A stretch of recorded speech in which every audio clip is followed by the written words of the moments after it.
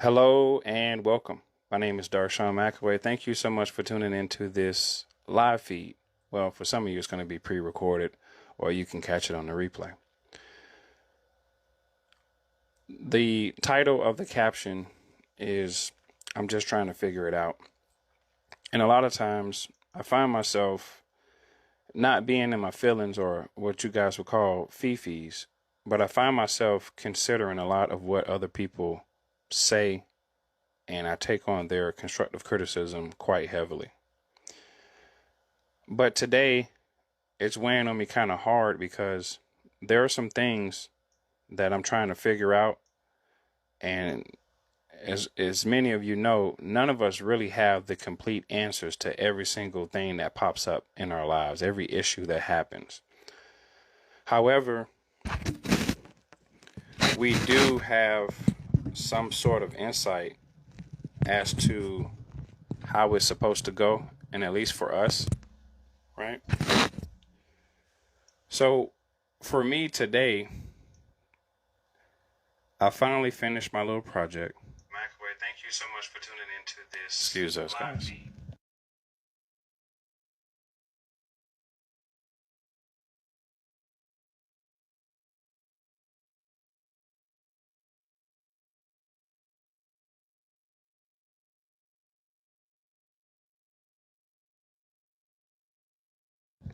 All right, so the microphones are working pretty good. A little too good to be exact. There are some things that are happening that I'm working on. And there are some people that I hold in very high regard when they say certain things to me.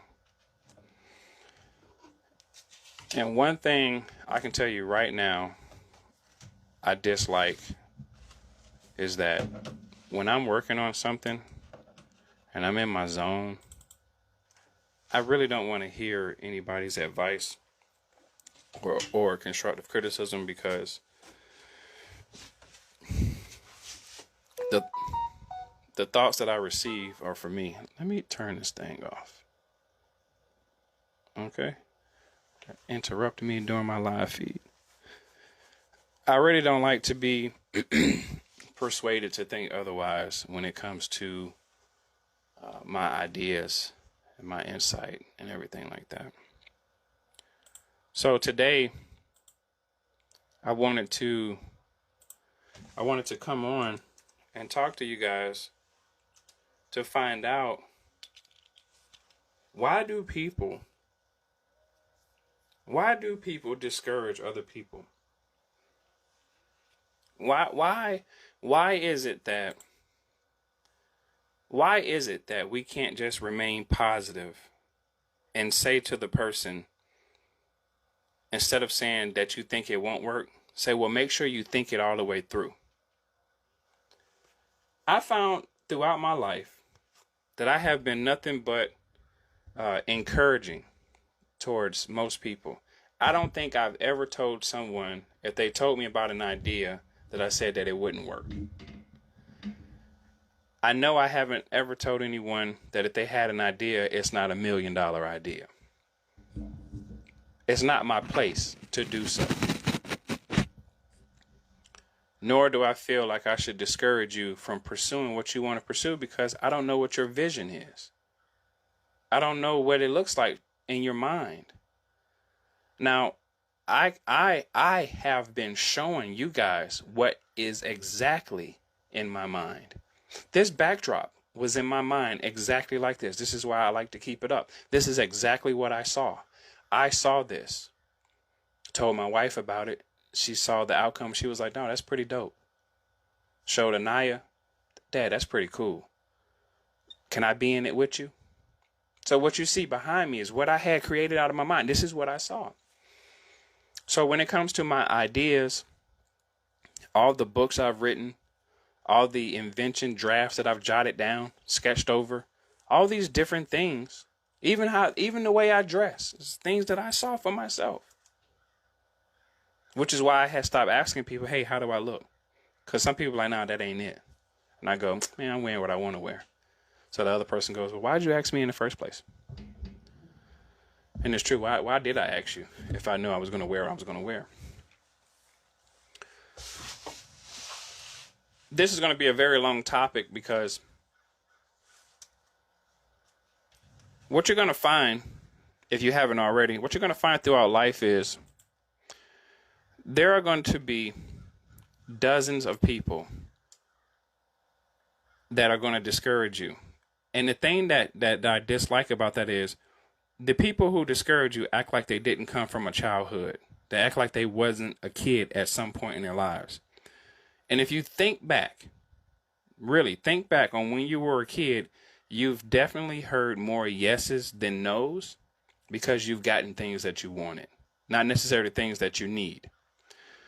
So when it comes to me, I find a huge problem when I look at the rest of the world and I go, if I'm not outside with a street sign saying we'll work for food, or homeless, just got kicked out, if I'm showing you merchandise, if I'm showing you product, and I'm in front of the camera and I'm looking as best as I can look for the day, and I'm presenting the best idea possible. I mean, it's not just something I'm talking about, but it's something that you can see, something that you can order, you can smell, touch, damn near taste.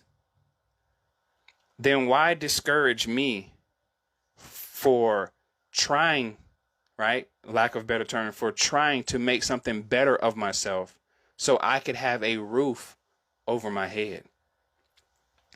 And the evil side of my mind goes, well, the reason they would discourage you is because they don't want to see you with a roof over your head. They would much rather see you on the street. Now let's go back. I was 23, 24. I had a sign that said they would rather see me sell drugs than to sell a book. So this notion of what I'm feeling has never left. It's still the same way. I came out with a video and I told my wife about it. She said, go ahead and do it if that's how you feel. I came out with a video to say it's called Monkey in a Suit. They call us monkeys in suits. Now, I'm not trying to fit in with the in crowd of the white people. I'm not trying to do that. I'm not trying to pander. No, I can care less about that. I'm in a different headspace now. However, it bothers me to know that as I'm getting older and aging out, I have a child that's coming up, not necessarily going to step in and take place, take over. But how do I prepare her for what's to come, because it hasn't changed in my lifetime?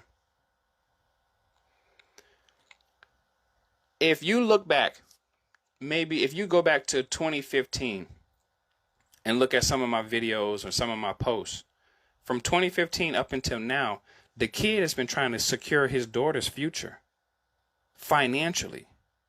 Because financially, I look back on my life and I go, what was I lacking? What was I missing? If I had the money that she has now, that by the time she turns 18, trust and believe me, there would be no social media for me. No social media. There would be no need for me to be on camera.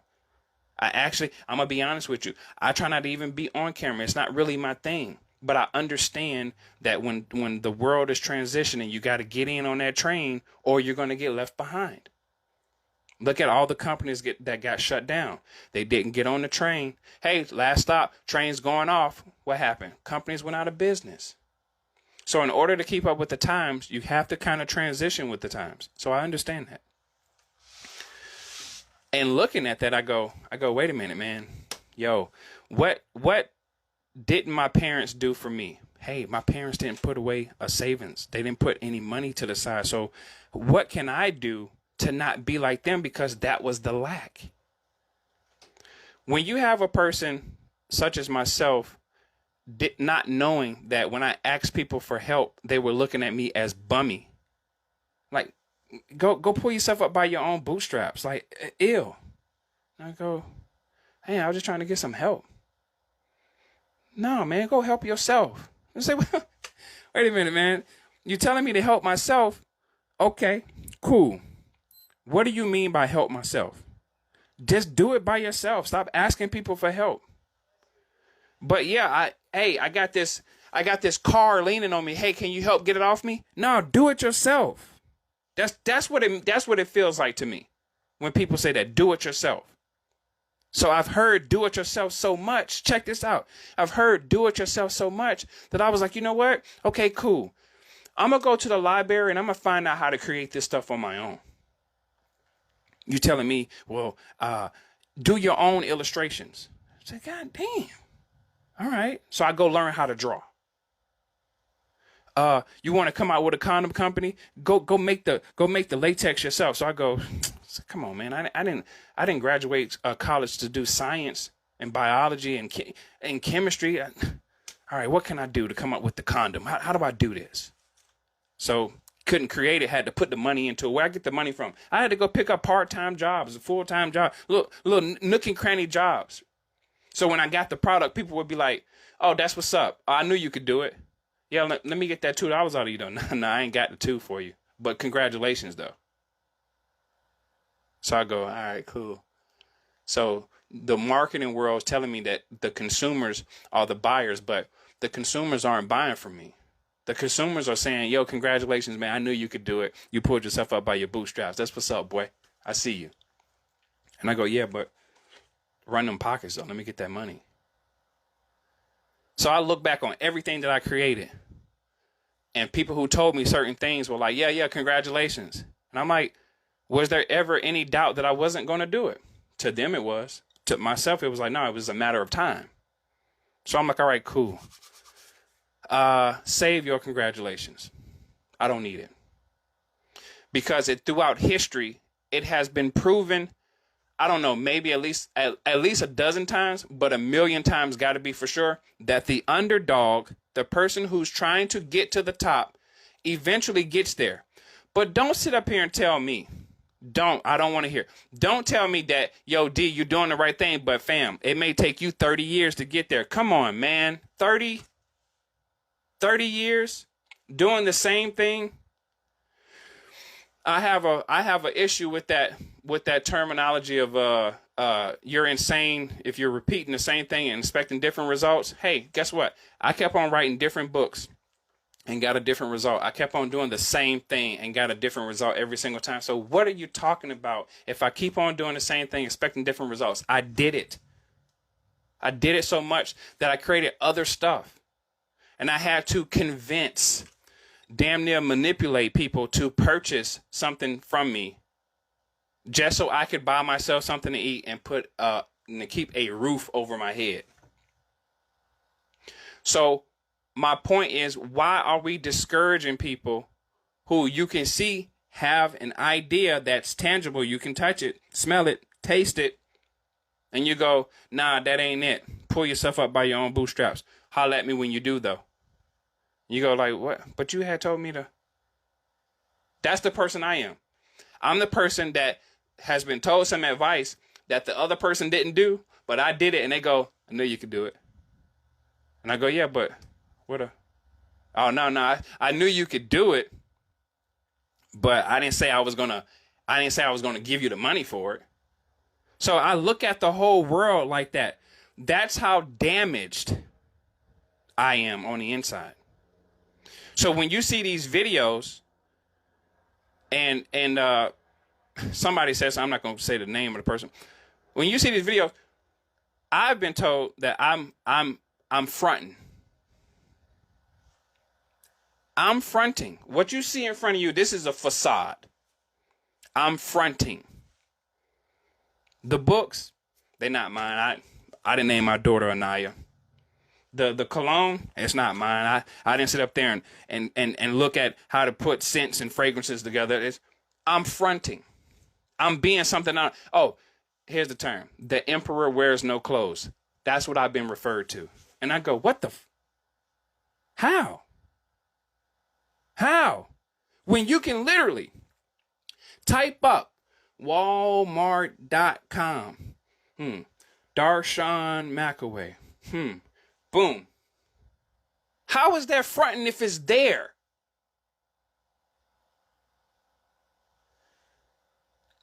I'm tired of trying to convince people that I'm worthy enough for your dollars. $1. Okay, what's the most expensive thing we have? Maybe $55? I show you time and time again. It's like I'm pissed off because you guys exalt the people that you do not even know, have no clue. And this is what really, here's my theory. This is what really pissed me off. You guys buy toilet tissue from a company, not that they have to do this, but from a company that you don't even know who the owner is, have the slightest clue what they look like. Nor should that matter. I'm just saying, you know me, I'm in front of you, but however, I gotta get shot at, crawl through the mud, get bottles thrown at me, get gasoline poured on me for you to say, I know you can do it. And I go, burning up, smelling like just burnt flesh. I go, am I good for the dollar though? Oh, no. I just knew you could do it. And you go, all right, well, thanks. There was a guy last year. I wasn't going to talk about it, but I'm going to say it. And it hurt me more than it hurt her. I went to his store, was doing business with him for maybe about a year. And we had the face mask. Now, this is me. I just took it personal, but I didn't like the fact they just said it in front of her. I go, hey, Anaya, we got some face masks in the car. Let's go. The guy, his daughter, he has his own store. He had his daughters in the store. So we go get some face masks. And I say, hey, man, we got some face masks for your daughter. This is from my company. And, we're going to get you some face masks. The way he said it in front of my child, right? He goes, oh, no, we don't wear face masks. We don't do that. Nah. And I was like, I looked at my daughter and I go, I said, I don't like the way that feel. Because it wasn't a, oh, man, thanks for offering, but we don't wear face masks. It was like, no, we don't do that. And when he did that in front of her, that moment, that was the moment I knew that I have to be a totally different person and tell her, hey, Anaya, I'm going to tell you why he said that. And from there, listen to me, fam. And from there, the girl that you see now, Anaya that you see now talking on the microphone, that confidence, I'm developing that confidence. I say no. We practice with sales in the house all the time. She makes me an offer. I say, no, thank you. And I say it in multiple ways so she can see what it feels like and not take it personal. Because I'm still trying to get rid of it. But I don't want her to carry it on. So when you have an idea, look back at the video. I purposely did this. Look back at the video just a couple days ago. She said she wanted to come out with a surfboard. And I said to her negatively, I said, do you even know how to swim and surf? She goes, no. I say, that's fine. You can still come out with a product if you want to, even if you don't know how to do it. Even if you don't know. And you watch, you look at her response. It didn't bother her not one bit. And that was intentional. So you talk about preparing children. That's how you prepare them. You talk about the negative stuff so they can see it, feel it, understand it. But say, listen, don't you let that bother you. And I'm going to tell you something true. If I would have let half of the stuff, just half of it, really deter me from moving forward, you would not hear about a Darshaun McAway. I am by far the only, and will ever be the only Darshaun McAway in history that you can Google and you'll see this face. My name will be in history books for years to come. We got what? About 40 books. So 40 times 70, because of the copyright years, that's how long I'm going to be in history. And then I got a little one that I'm raising up who not only is she talented on all spectrums, but she's going to be a force to be reckoned with. Because I'm sharing with her my pain, my disappointments. Listen, my story right here, writing it down for her. This is what your dad went through. I need you to understand what it is, because there's people out there that want to discourage you just because. Why do you want to discourage me? I've done nothing to you. I'm not taking money out your bank account. I didn't hit you upside the head. I didn't rob you. I didn't do nothing to your family. So why discourage me from moving forward? I'm just trying to eat and clothe myself and keep a roof over my head. Now, I get it. I get it. What if I was the type of person that was just a complete total asshole and I'm just vandalizing the whole neighborhood, but that's not me. That's not even my mannerism. It's not even my personality. But yet, I have to sit up here. And convince and damn near manipulate people to think that, hey man, this is a good enough product for you. When you buy products like this all the time from people you don't know, you just like the way the person look. I'm gonna go buy that. You know how disappointing it is? And it's almost like damn near embarrassing when, if I'm telling you guys, hey man, I'm trying to come up with this animation studio, and unfortunately, to have a functioning animation studio, it really costs about a good $100 million. Fam, I don't have $100 million. Ding dong, ring the bell. If you thought I had $100 million, I did a good job of convincing you. I don't have $100 million. And that's just to get the studio. That ain't even to pay the people. You talk about equipment in the building and the infrastructure. A good solid $100 million will make it do what it do. But what I do, trying to raise 250,000, trying to raise 300,000. How much I get? I probably max out like at 200. But did y'all read the plan? Hey, I was going to give jobs to anybody who was going to pitch to the fundraiser. How are you going to do that, Darshaun? Well, you got a voice, don't you? Yeah. Well, I'm doing an animation studio and I need voiceover actors. Even if you don't know how to do voiceovers, guess what? We're going to teach you. You're going to be a part of it. Oh, guess what? If I build the infrastructure correctly enough, any kid that has an idea can come in. We pitch their idea. We make the cartoon. That kid can speak on their own character. Oh, how about they take ownership of what it is? We just distribute it for them. This is a big plan. It will never stop ending. Why? Because kids will never stop being born unless the world just explodes. But I don't think that's going to happen. At least I hope not. So I had an idea that was going to keep on giving generation after generation after generation.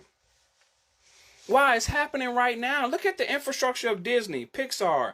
It's like 100 different animation places. And guess how many I'm going to go there. Guess how many black-owned ones there are? 2. Definitely 100. But there's 2. You say, well, Darshaun, why you got to make it a black and white thing? Why you got to make it about color? Well, if you look at the commercials and you look at history, they're doing a better job, but we still have the narrative of a certain color of people are just more better, we're just trying to strive to be like them. And when newsflash about the people, the European Caucasian people that we think are living so great, man, please. Credit jacked up. Homes are owned by the bank. I don't want to tilt my hand and tell you how I know about certain contracts and mortgages, but let me tell you, a lot of people their homes are owned by the bank. You're not a homeowner, you're a home borrower. You're borrowing that home until you can pay it off. Message. So what I go, well, listen, I'm going to do business with banks. I don't want to borrow your money. I need y'all to give me money. This is what my idea is. I'm still working on it, by the way. And I go, well, if I'm going to develop an animation studio and you hear about people talking about ownership, you have to own the land and the entire infrastructure. And even then, when you think that you own the land, you really don't own the land.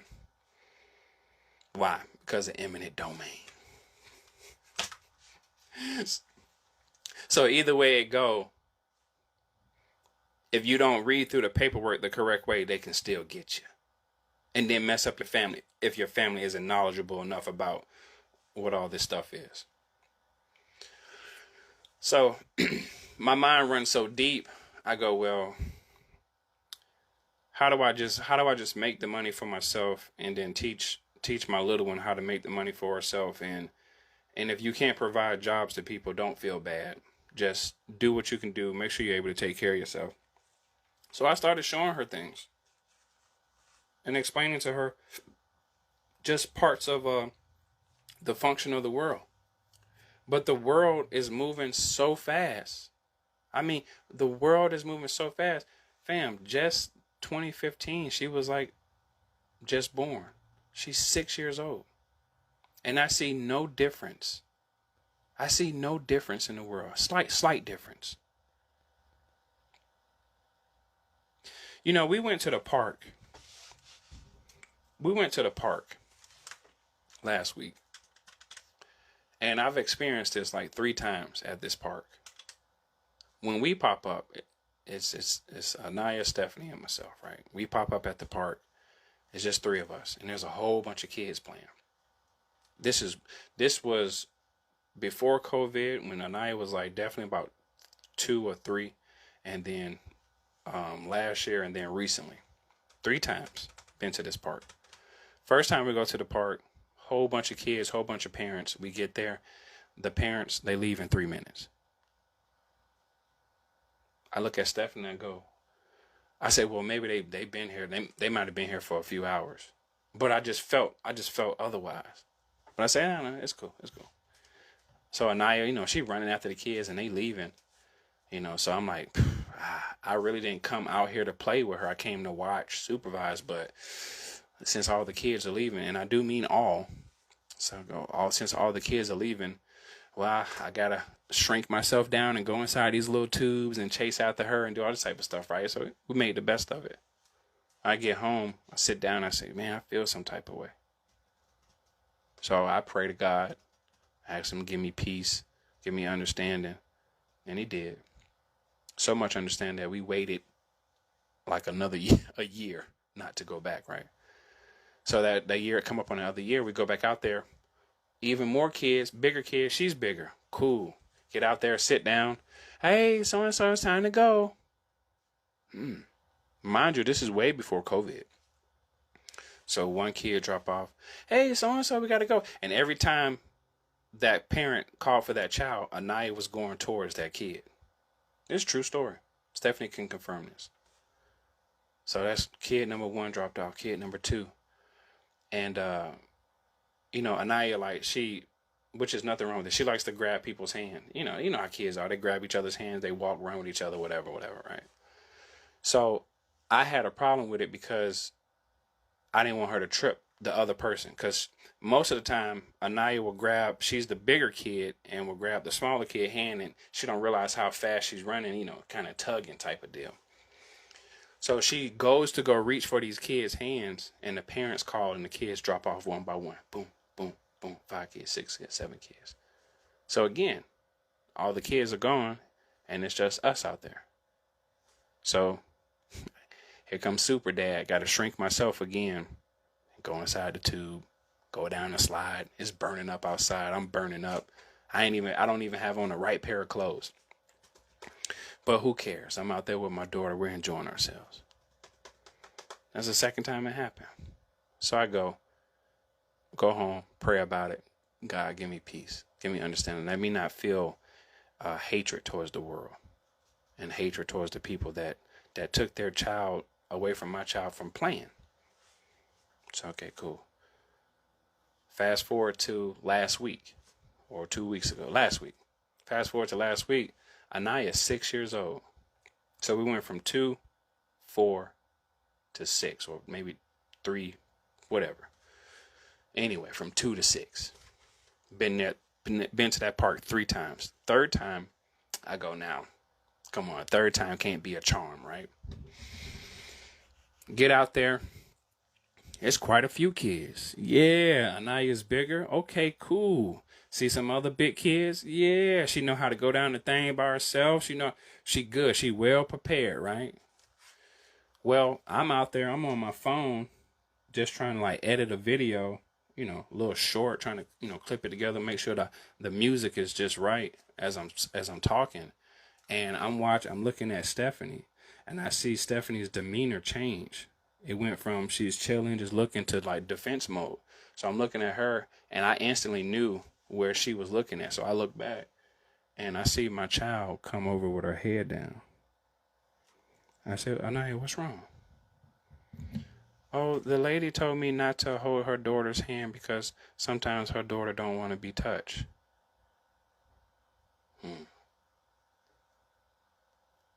So I go, just like this. I go, Anaya, I say, well, first of all, you didn't do nothing wrong. Okay, you didn't do nothing wrong. I say, but this is going to be real hard for you to understand because right now I know you just want to play. But I say, I'm going to have to talk to you about holding people's hand. And I say, now it's different because now there's a virus. And as much as you don't think that you're sick or anybody else is sick, I say, well, maybe, just maybe, that mom knows that her kid is sick and she don't want to get you sick. But I say just sometimes, there are some parents that don't want other kids to touch their kids. Now, I say in that, whatever she told you, that's what the truth is to you. Okay? If that mom, I say, first of all, I say, did she say it? How did she say it to you? She said, well, she just told me that her daughter don't want to be touched sometimes. I say, did she say it to you in a mean way? No, she just told me that. I say, okay, cool. I say, well, just take it for that. Take it for the fact that the lady, her mom, says sometimes her daughter don't want to be touched, and just that's all that is. It's nothing more. That's just what it is. Now I say, if she said it to you in a rude way that hurt your feelings, let me know. I'm gonna go talk to her right now. I say, did she hurt your feelings? She say, no, she's like, Daddy, it's okay. I just want to play. So a part of that in there, I knew that she knew what I could do, but she didn't want me to go do it. So she ran off, went to go play.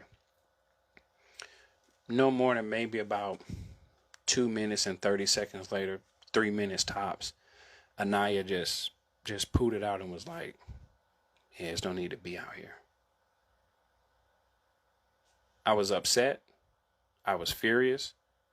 And I said, that's it. I'm never coming back to that park again. The third time was enough.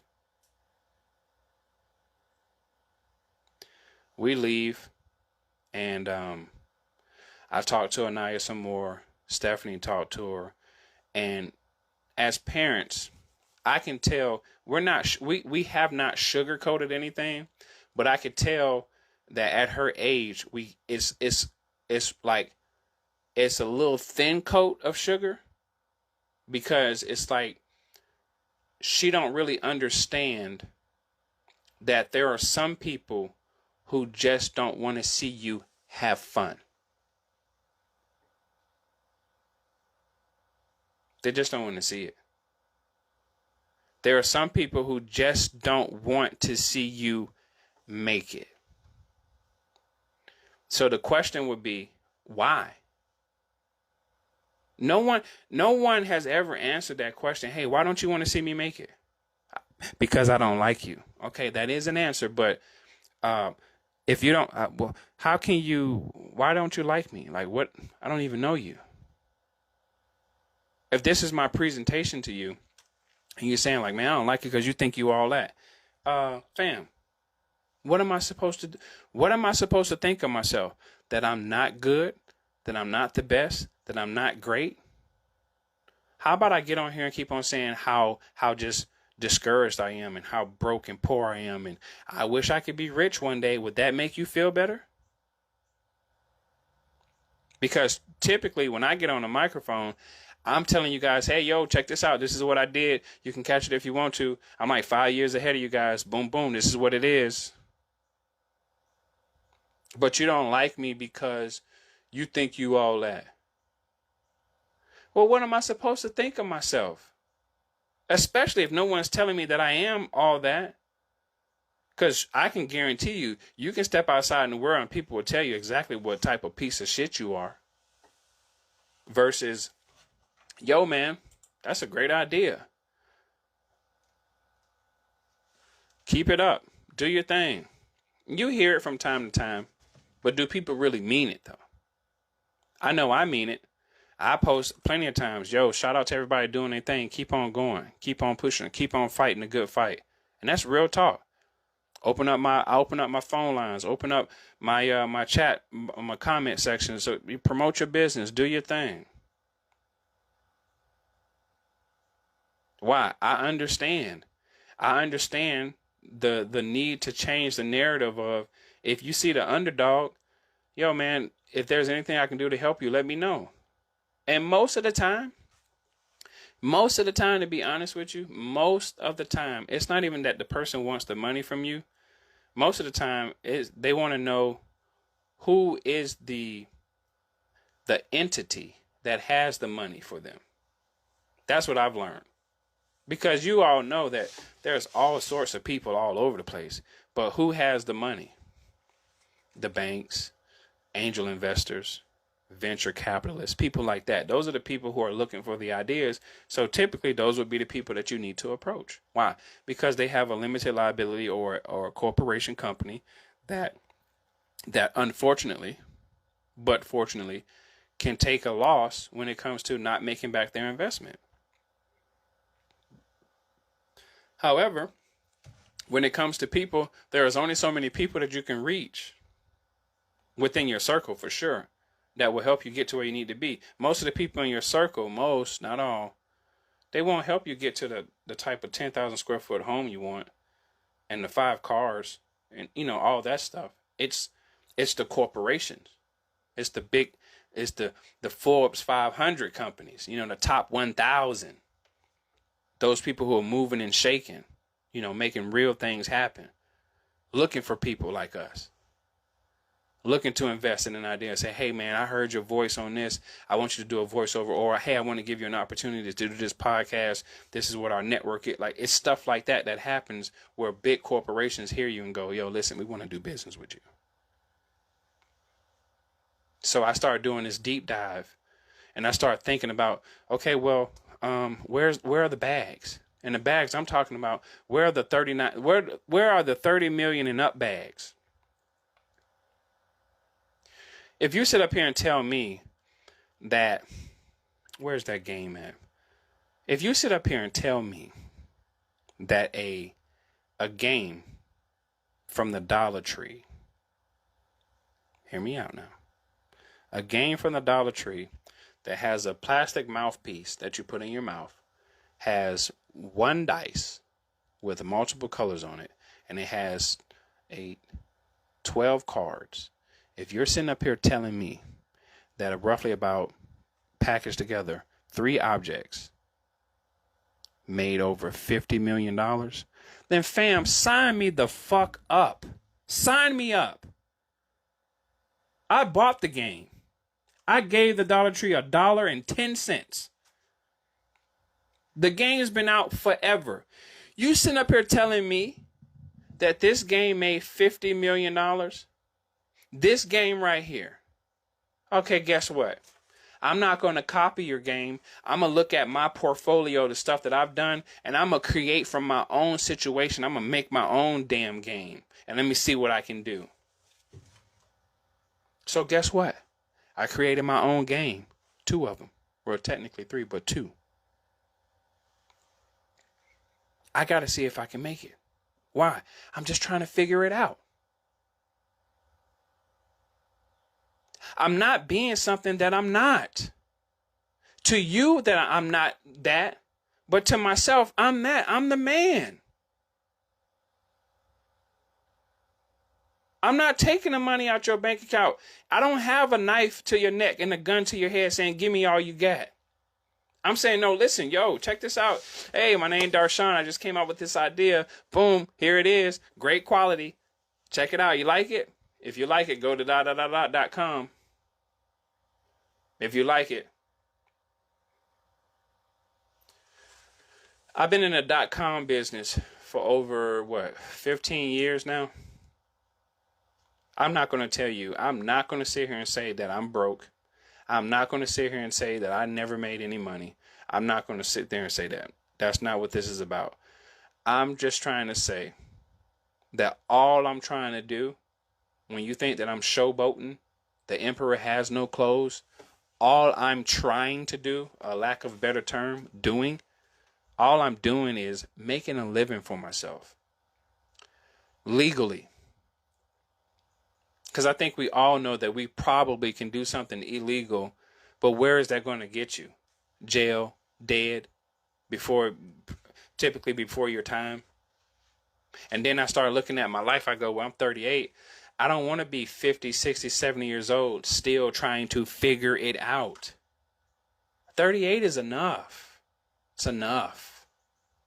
40, that's it. Come on. Come on. And you say, well, Darshaun, trying to figure out what? How to get $100 million. That's what I'm trying to figure out. When you sit up here and tell me that when people write books, they write them a check for like $200 million, and I go, that wasn't even a good book, wasn't even really a good movie. What? But that person got the bag though. So I go, God, okay.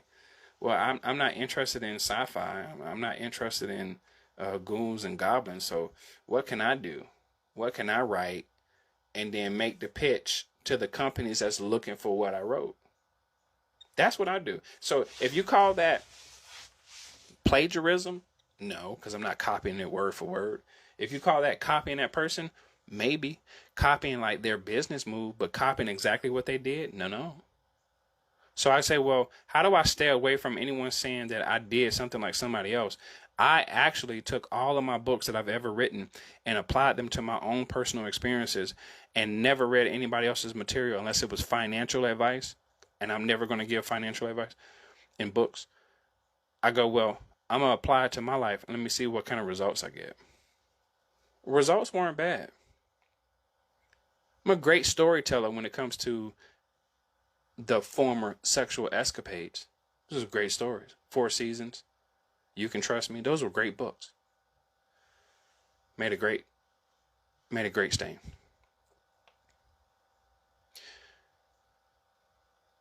After a certain amount of years, you start looking back on your life and you go, well, I wonder if not to say that this is any of your business, but I wonder if you do know I have some type of money, right? I mean, you can't, these things that I'm showing you guys, they don't just get made because I thought about it. Like, I'm not a magician and go, ding, here it is. If I don't have the materials and the machinery to do it, I have to pay someone. So it's money coming out. Like ideas, I will always tell people this. Your ideas towards me, oh, you should do this. Your ideas cost money.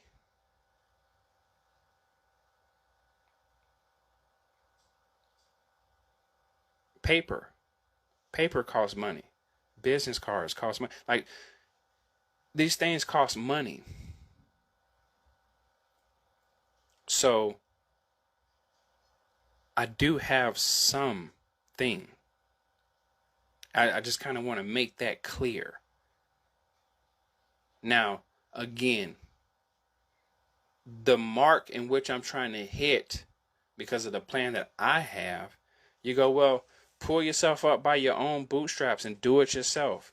If you want the money so bad, do it yourself. Do it. And I go, I am doing it. It's you're choosing not to buy it.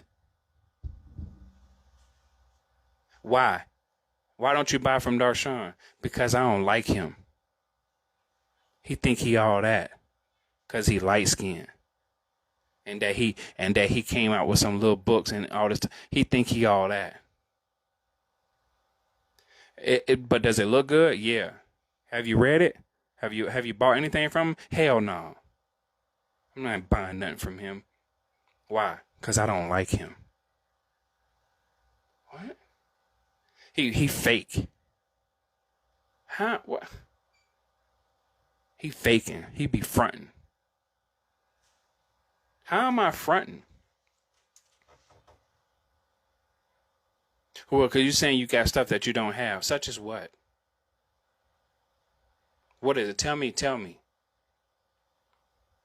That's not who you really are on camera. You somebody else behind the camera. Absolutely, of course. Why would I talk to you about all my discouraging conversations and the way people feel about me personally? And how I've been hurt by, how I've probably hurt family and they've hurt me. Like, why would I talk to you about that? What good is it going to do me? It's not doing me any good. It brings me to a sad place.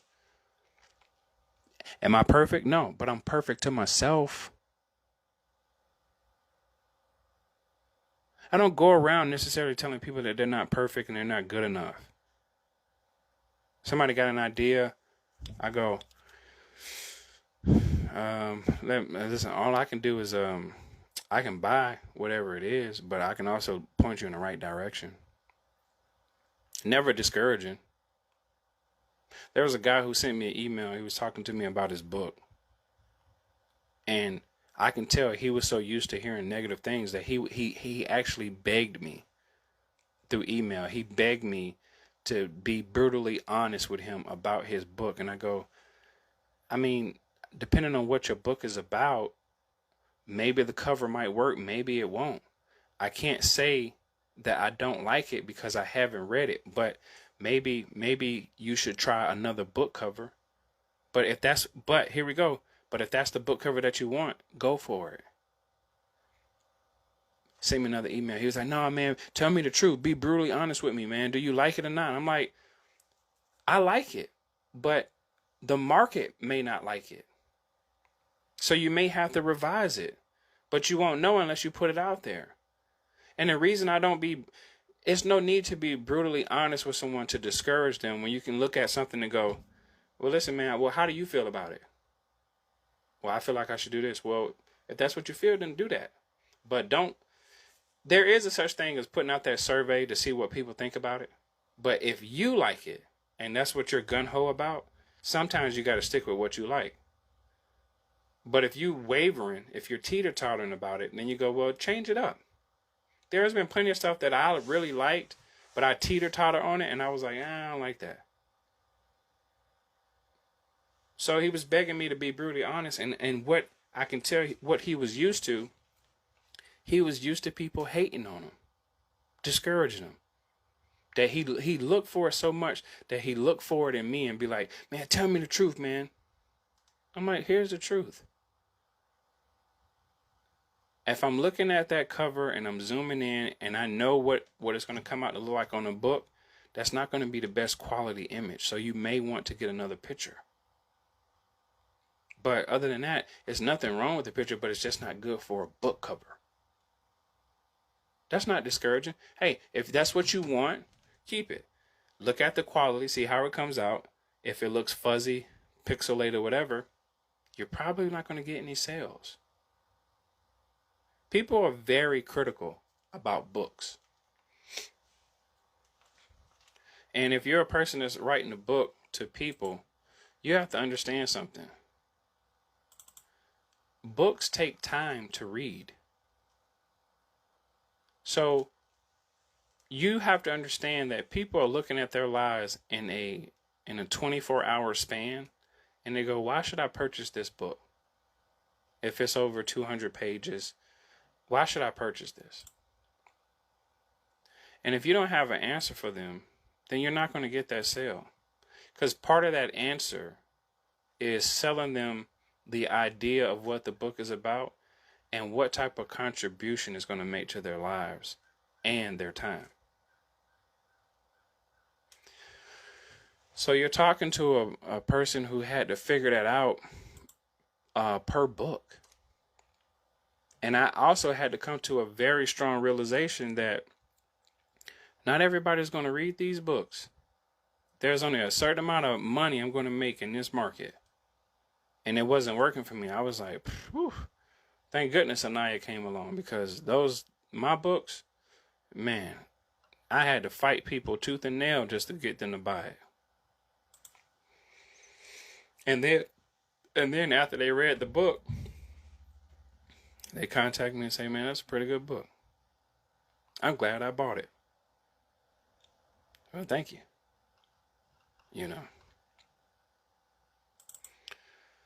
So I just wanted to get on here and talk to you guys and chop it up. I'm going to keep this video up as is.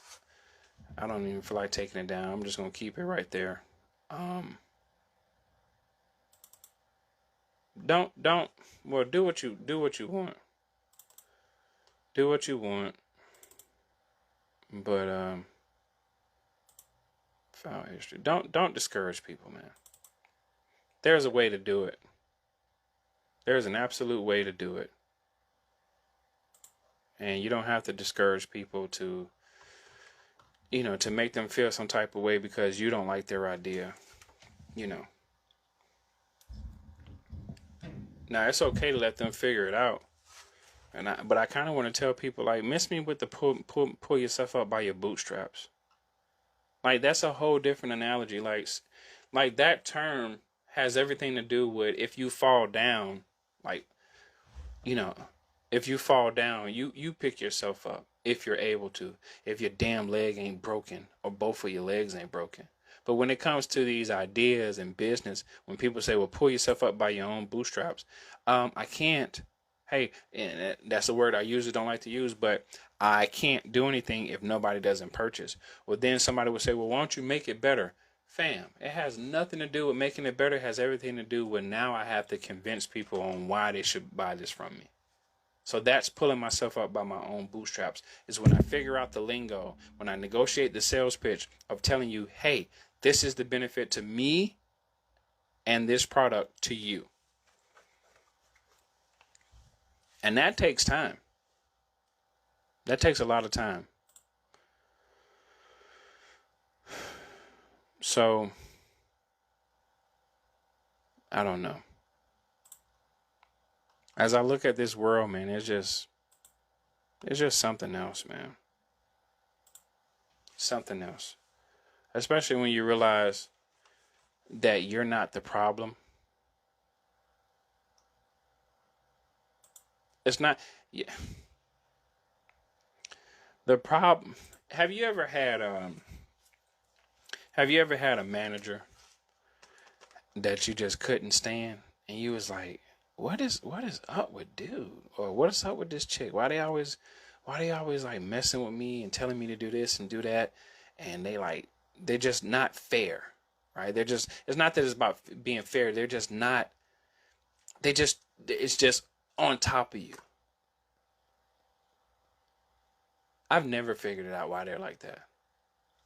Never. And I've had some managers where I was like, oh, you're an asshole. And for no reason. I don't know why they're like that.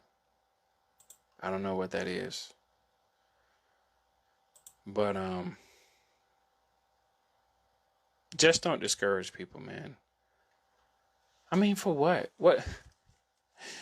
If you want to be that person that discourages somebody, go, well, I'm trying to make them tougher. Really?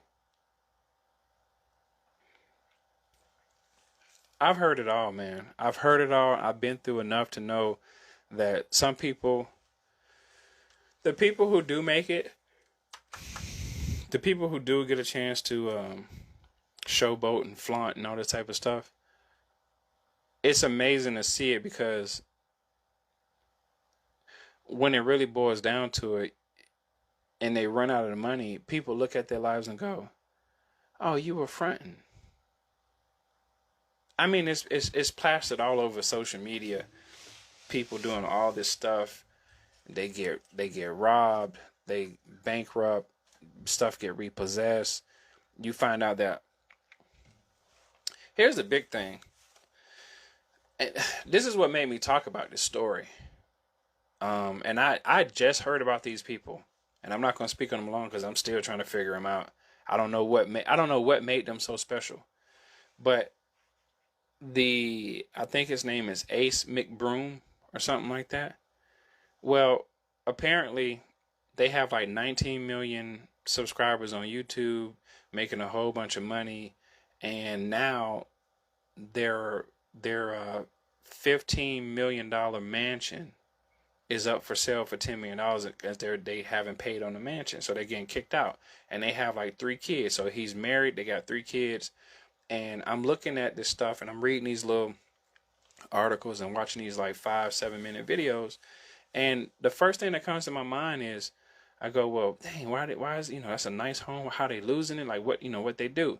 And obviously it's a financial mess up or mishaps. But I'm also thinking about, I said, well, dog, they got three kids, right? And you go, man, Maybe they didn't need a $15 million mansion. So I can't really say that I feel sorry for them, because I mean, you got to weigh your pros and cons. I mean, not to say that you don't deserve a mansion. You can do whatever you want to do. But if they're if people are saying that you've never been paying on a house, and then you just bought it for the aesthetics of it, the look of it, then maybe you didn't need a $15 million mansion. A $15 million mansion has a lot of maintenance. And from the look of that house, the wife ain't just cleaning it up by herself at all. Not with 3 kids. Okay? So they started pointing out all the scams that he were doing. And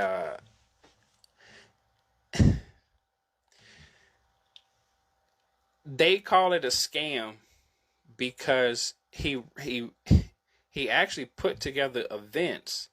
He just never paid. Every financial amount that he acknowledged, he never gave the money to where it was supposed to go. I don't know if that's a scam or if that's like a change of heart. I don't, but if you're putting together all these functions and you see people in there, of course, people can do like Ponzi schemes and stuff like that, but it's not a scam if you put together a basketball event and charge people tickets. So that one kind of threw me for a loop. It's misleading when you say you're going to give a percentage of the proceeds from the basketball game to a charity, and I guess if people research it and you never did it, that's misleading, but I don't think that that's a scam. Maybe I'm wrong.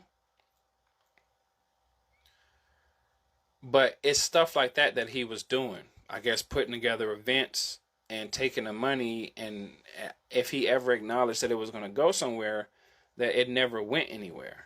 So I was like, okay, that's kind of confusing. But anyway, I bring him up because I look at what a lot of people are doing on social media, and it gives people these dopamines, or is it endorphins? Whatever, dopamines. And it makes people feel good, and they see it and they aspire to have it, and not knowing the truth behind it. The truth behind a lot of what people do through social media is this. Here we go. There are companies that hire and actually kind of plant influencers, and they put them in mansions, that these mansions they can't sell, so this agency will buy the mansion, put these influencers in there. These influencers will be considered like talent or models or whatever, and they help those influencers make money, and in return give the money to the agency, so the agency can pay for the mansion, for the cars, and that's how the influence goes. So these people are, in the essence, staged to be in front of the camera. There's classes on it. You can look it up. This is all, and I was always wondering about that, because it didn't make any sense. What didn't make sense was, and this is me being judgmental, what didn't make sense was looking at how young some of these kids are, and I go, but I know the maintenance cost on a Lamborghini. I know the maintenance cost on a $4 million home. I know what it takes to keep it, especially if you don't purchase it outright.